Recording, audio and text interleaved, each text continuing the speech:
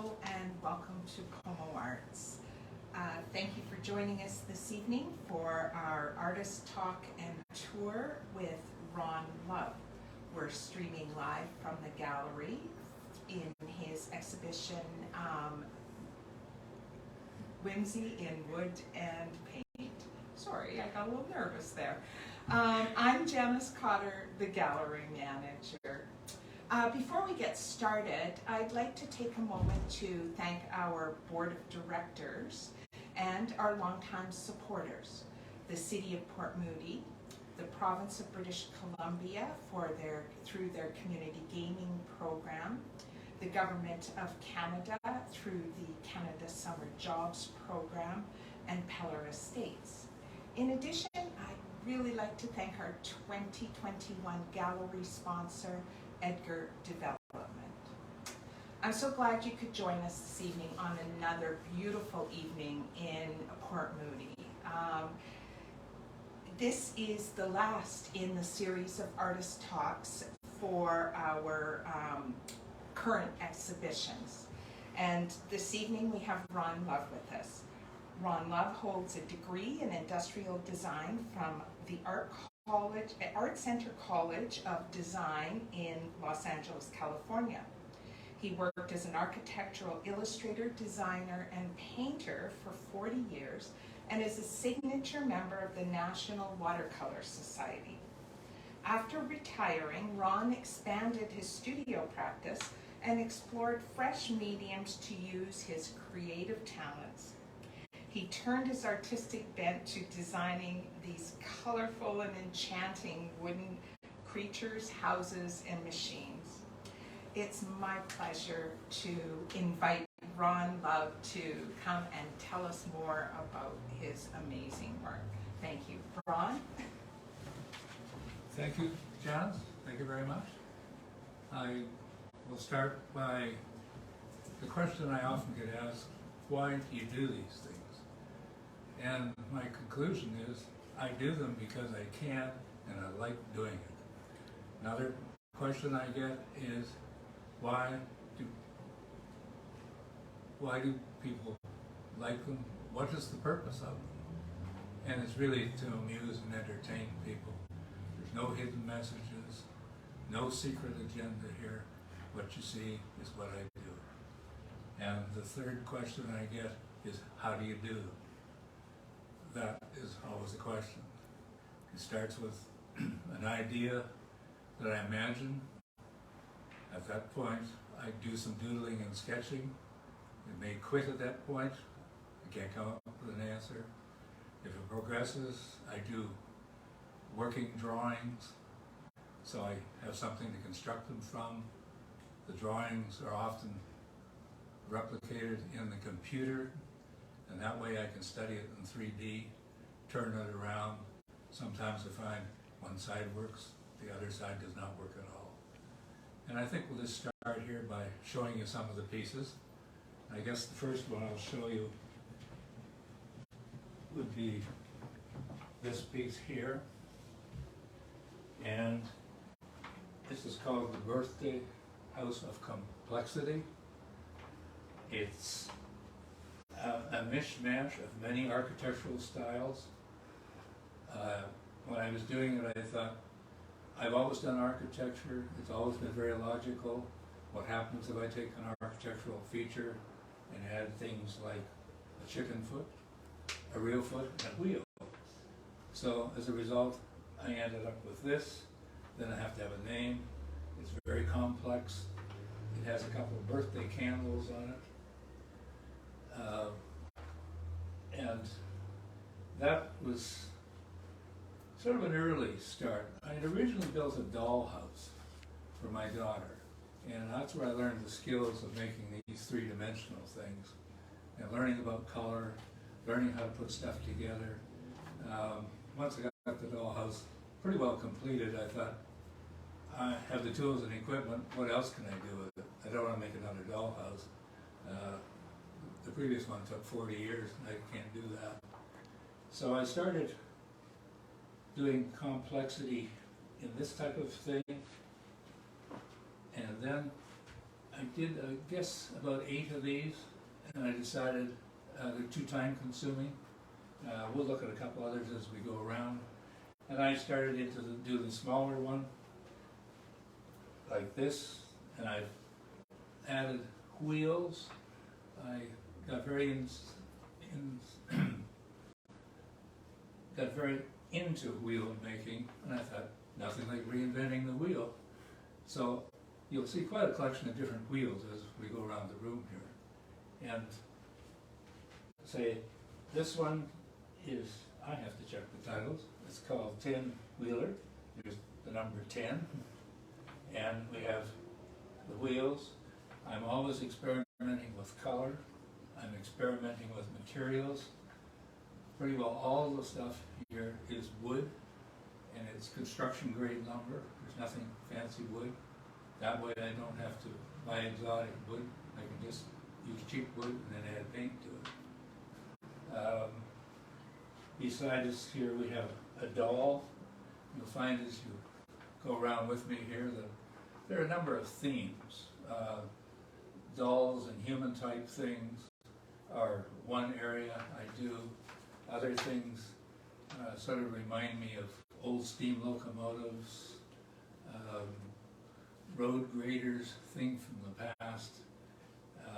As I say, I'm influenced by a lot of different things. So I think we go to this area. I can show you this piece, for instance. I have the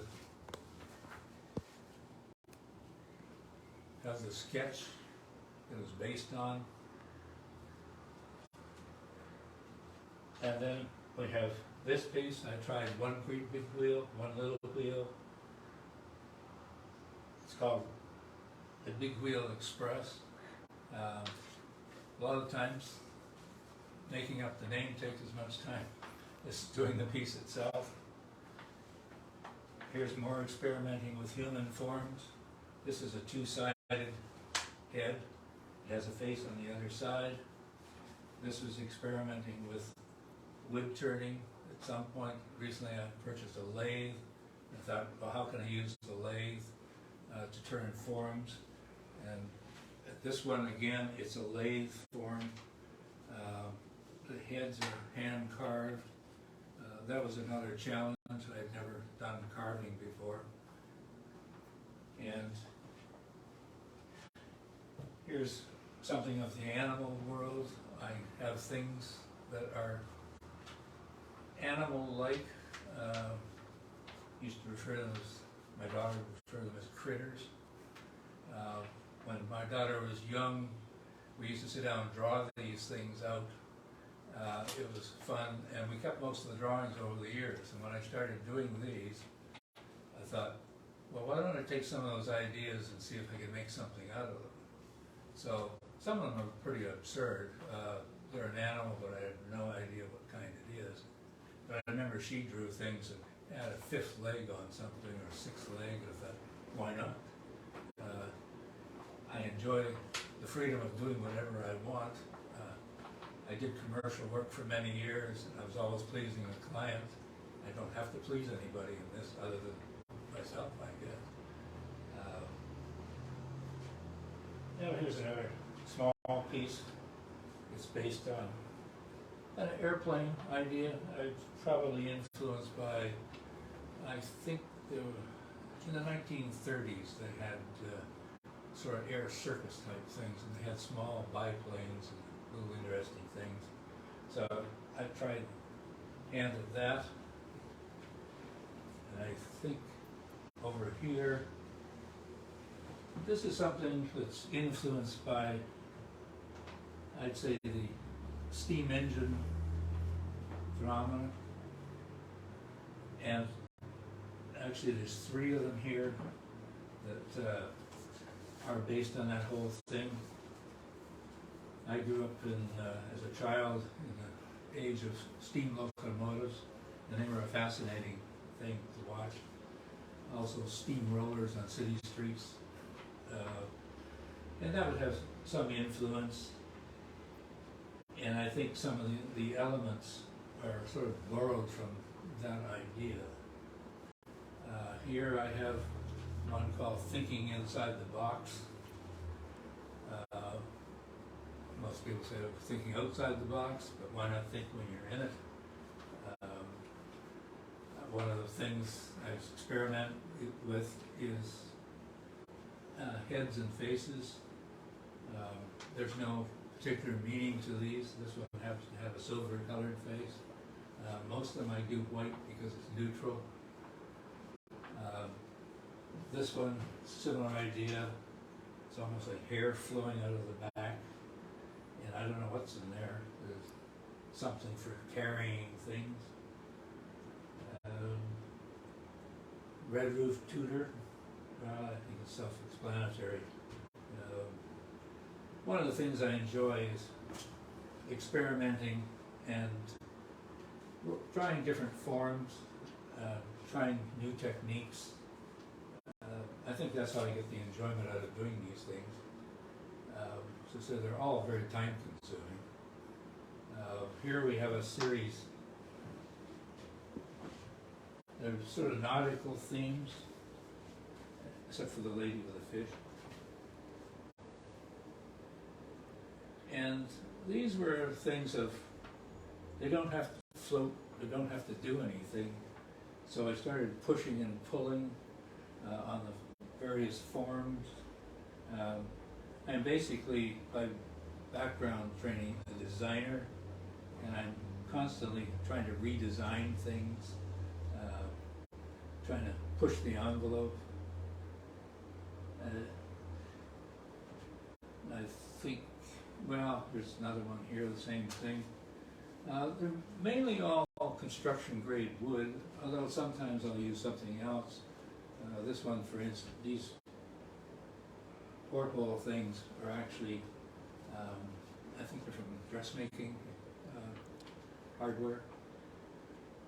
And here also, the same group, I have this one, which I have to look up the names all the time.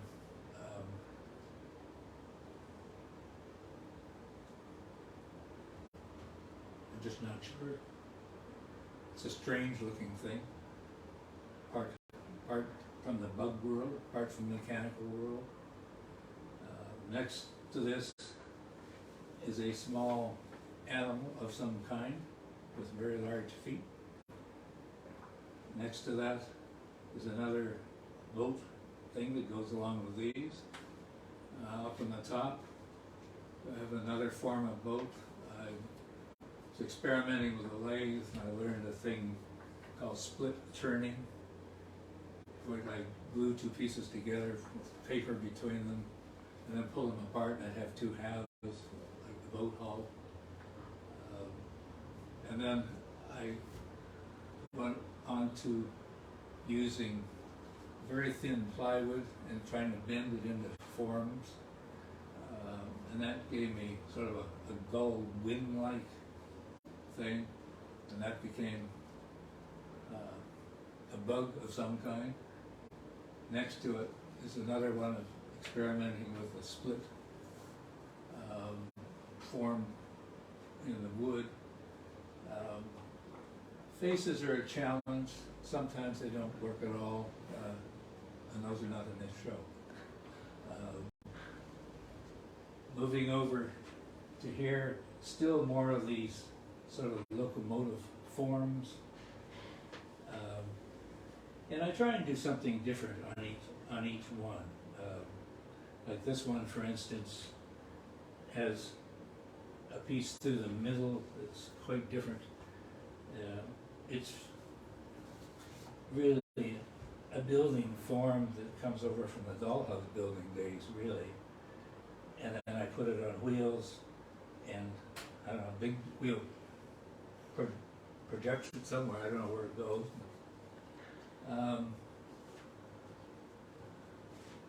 Over here, these are sort of variations of a theme. In as much the same way, I found that painting stuff, you have to make it and pre-paint it. You can't make it all wood, then go back in and paint it. You would never get the details, it'd be sloppy around the edges.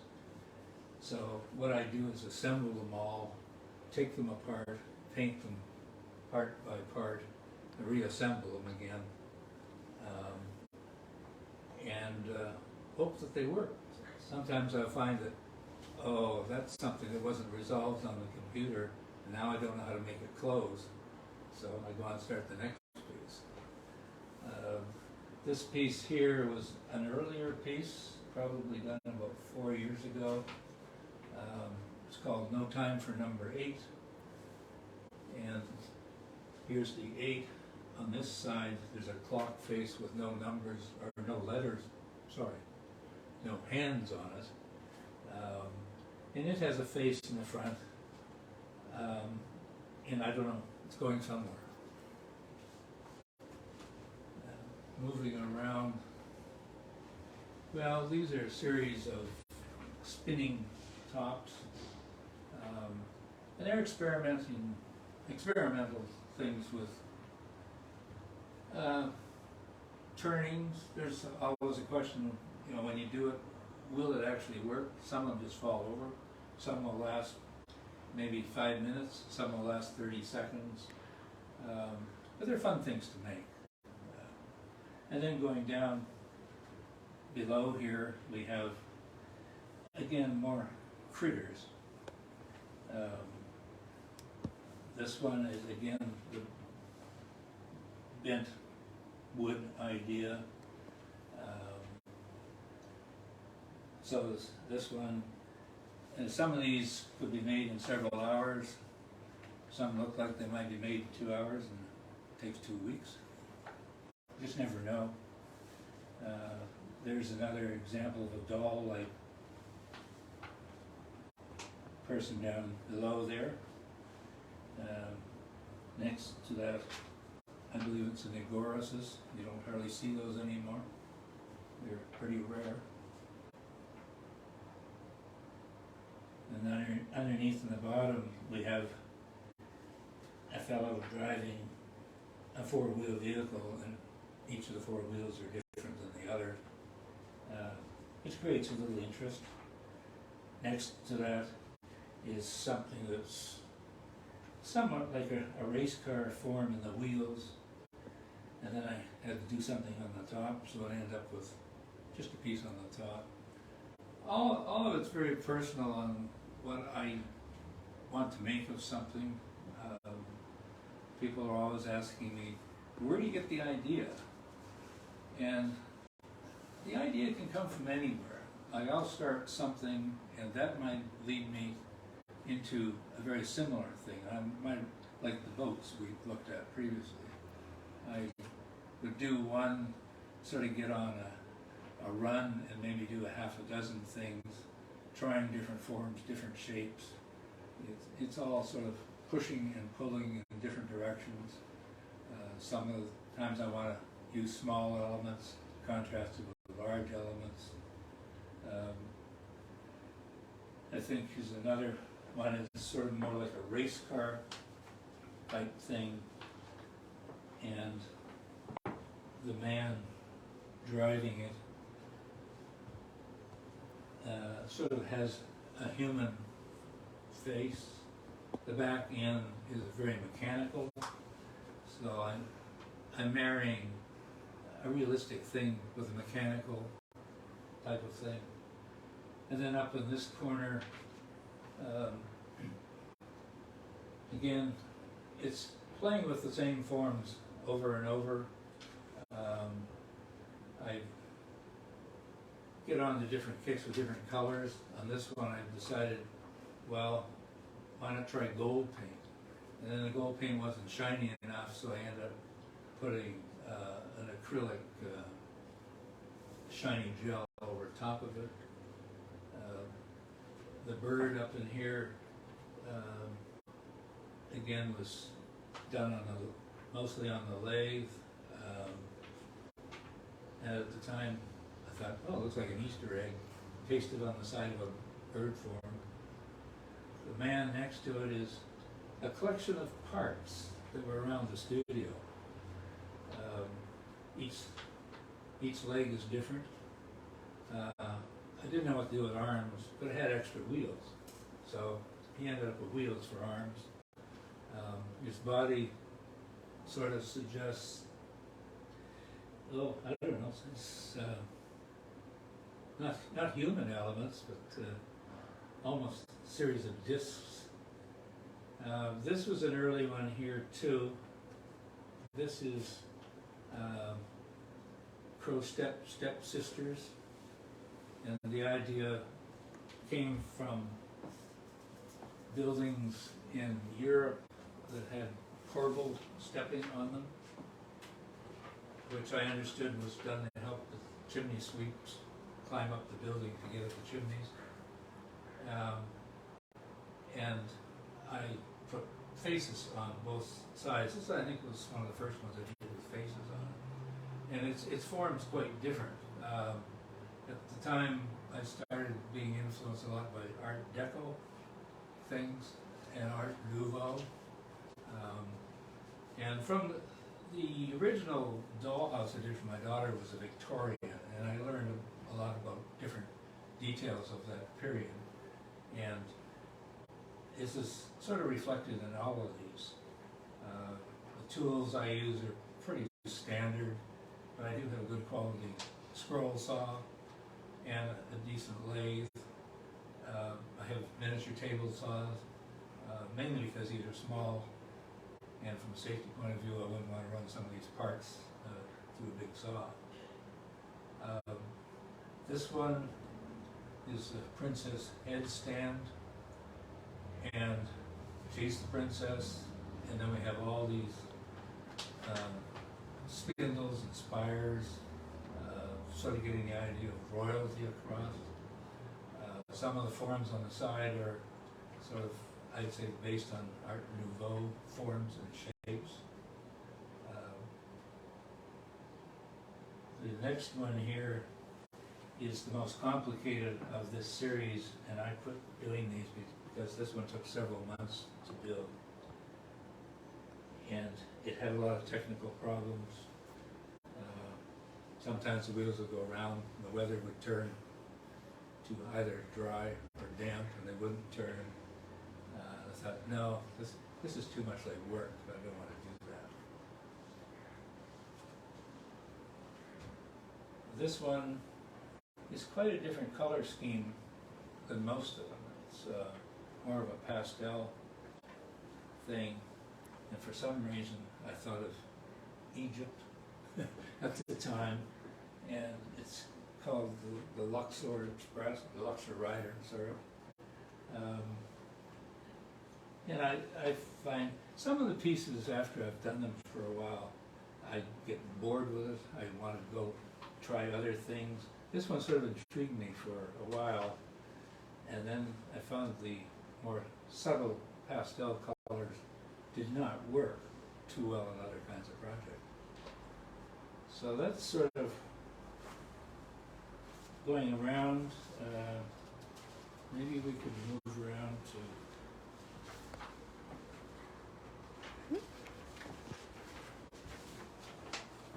here's another one I happen to have preliminary sketch for this. Get some idea how I work.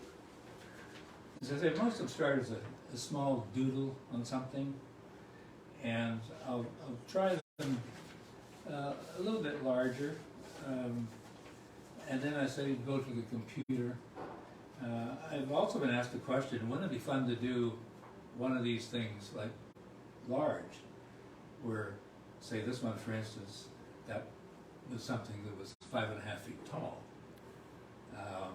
And I thought, hey, that would be great, but I don't have the facility to make things like that. I have no space to do that, and it would take me too long. I would never get it done. It would really be fun with a boat. Imagine a boat like 30 feet long or something. Just think of what else we have here. Yeah, we do have a couple questions. Yeah. So Rose would like to know, do any parts move or are they all static? The wheels move. The wheels Yeah. turn. All right, and let's get you actually back in front of the title wall. Okay. And we do have another question, also from Rose, which is how long have you been doing these sculptures? Since 2015 or 16, about 5 years. Amazing. And it all started with the dollhouse? The dollhouse was what kicked it all off. Mm-hmm. And when I got it completed, as I say, I had tools and equipment. I thought, I've purchased these, they cost money, what else can I do with them? So it started with building some of the mini dollhouse, almost. And I got around to this very complex one here, and I thought, no, I'm just working up the time. The next one will take 6 months, the next one will take a year. So I started going smaller. And smaller doesn't necessarily mean it's faster. It depends on how many parts and pieces are on it. But as I say, the wheel was one of the big explorations. Is look around and notice almost everyone has different wheels on it than the next one. I can't think of any. Well, I'm still working on wheels.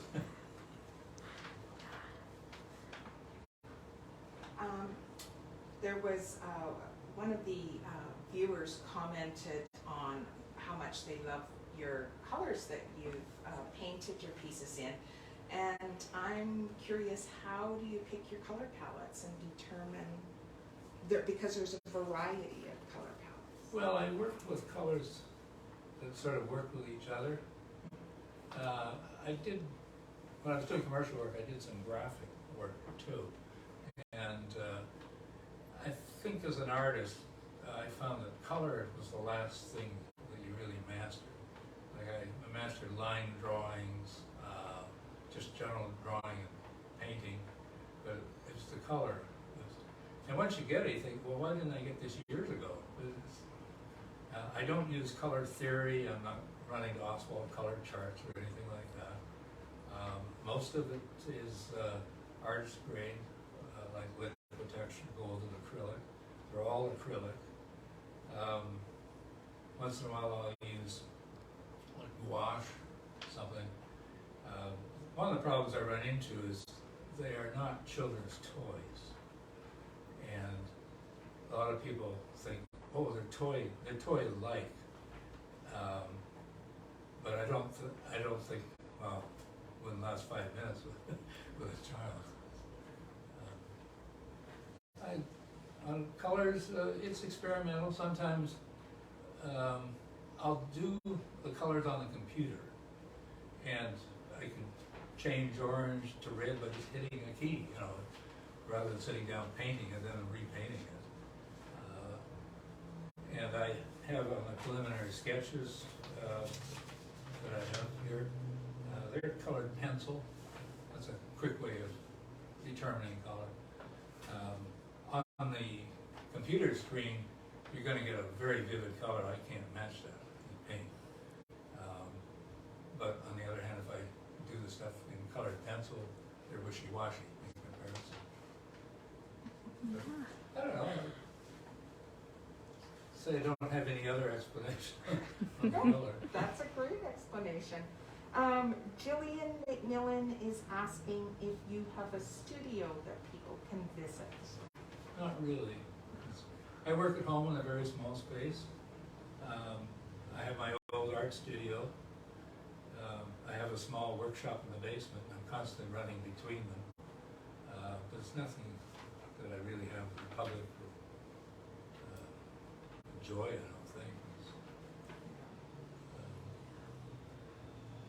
Now, I also wanted to talk a little bit about some of your inspirations, because I've had people come in the gallery and they look at some of the lower shelf boats and they see Yellow Submarine, the Beatles album, and they see that type of animated illustrative style in that. And then other pieces they look at, like some of the forms, this one and the one over there, the fellow with the wheel arms. Oh, yeah. And they see Wizard of Oz.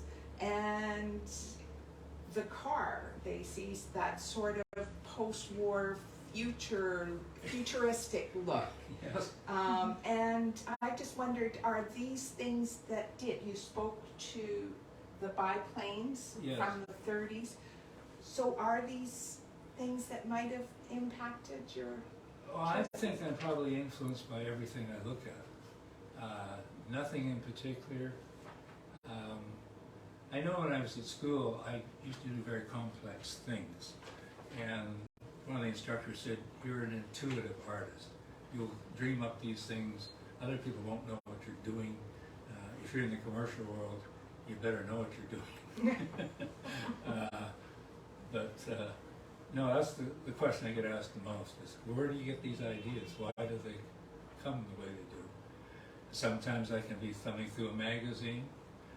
Sometimes I look at other artists' work and I see a piece of ceramic and I think, well, that's a nice form and shape. I wonder how they do that. I wonder what I could do with that in wood. Why don't I pull it and stretch it and cut it in half, turn it inside out, and I've gone a whole other direction. I was inspired by looking at that piece, but it bears no resemblance to what that artist was showing. And when I was working commercially, I had file cabinets full of photo reference. And now you just have to go to Pinterest. And there's all kinds of things. Like I got interested in some of the shapes on these buildings, and I thought, European castles. And then I came up with hundreds of images, European castles, and I became mostly influenced by the Disney ones. Which is just a takeoff on a probably conglomerate things put together. But no, that's one of the questions I'm always asked. How do you do this? And I get the other one is, well, why do you do it? Wouldn't you rather, do gardening or play golf? That's not me. Well, I think, now, the other thing actually I want to ask you is, I know during the pandemic you've continued to do a lot of sculptural work. Yeah. But you're also a painter. Do you continue your painting practice? No. No. No, when I was doing my commercial work, most of it was in watercolor and pen and ink. And I developed, skill with the watercolor.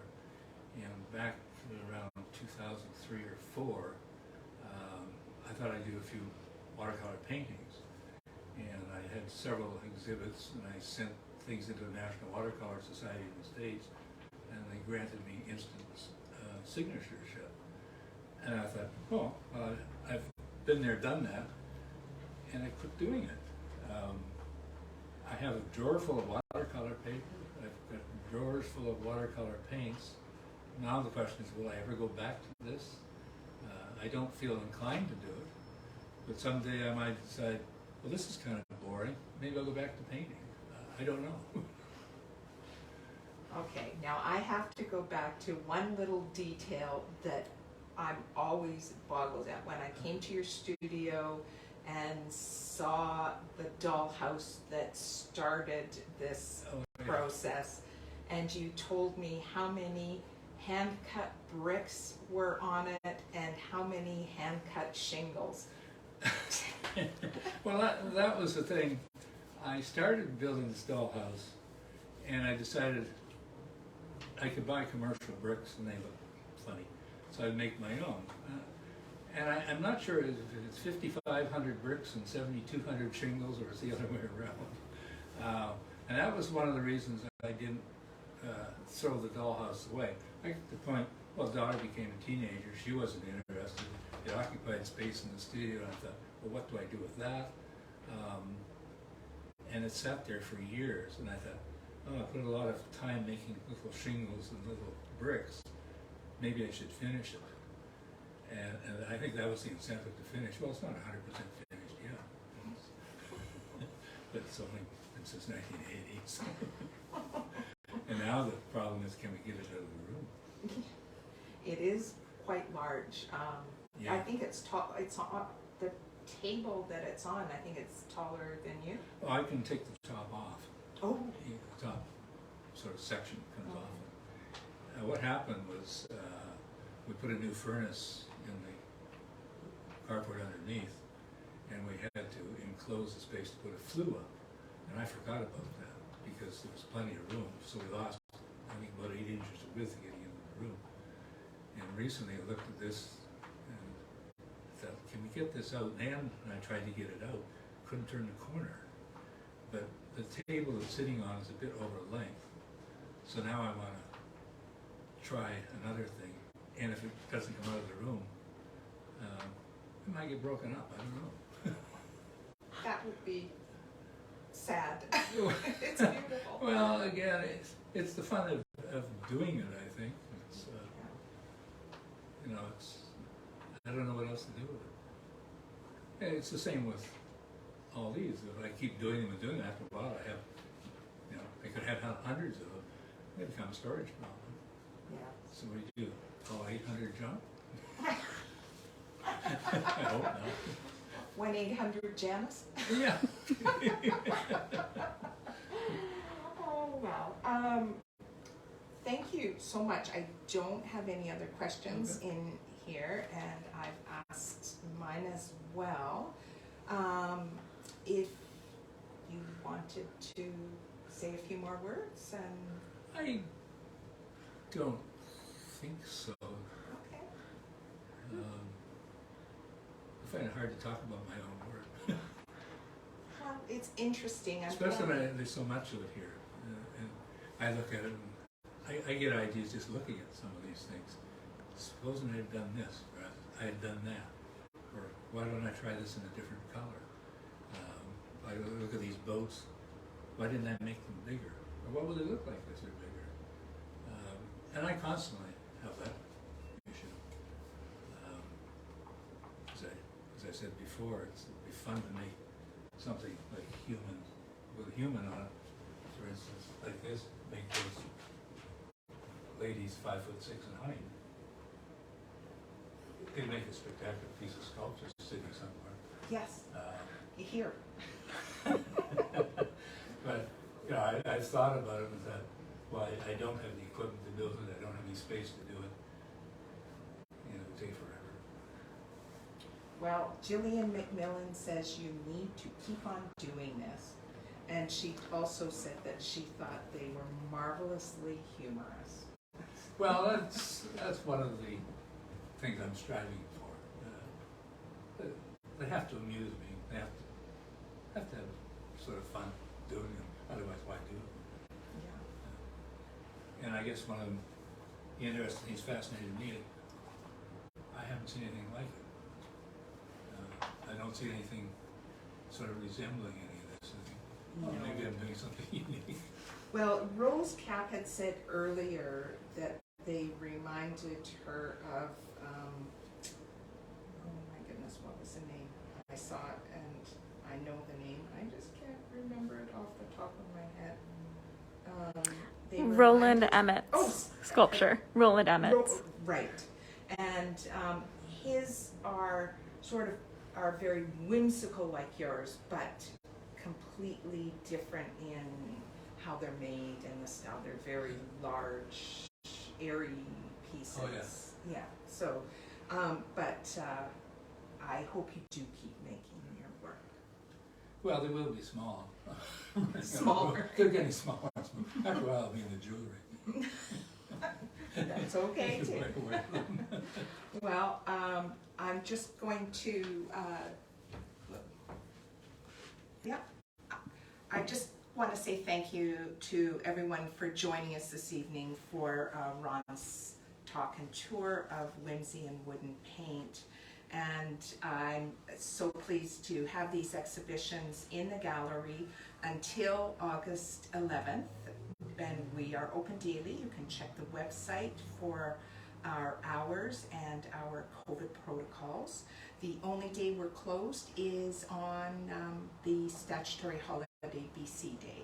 So I hope you'll get a chance to come in. These need to be seen in person. And I appreciate the many people who commented saying that they had been once or twice already. So it's nice, and please come in and visit the gallery, and we'll see you on August 19th for our next virtual opening reception and artist talk. Thank you very much. Good night.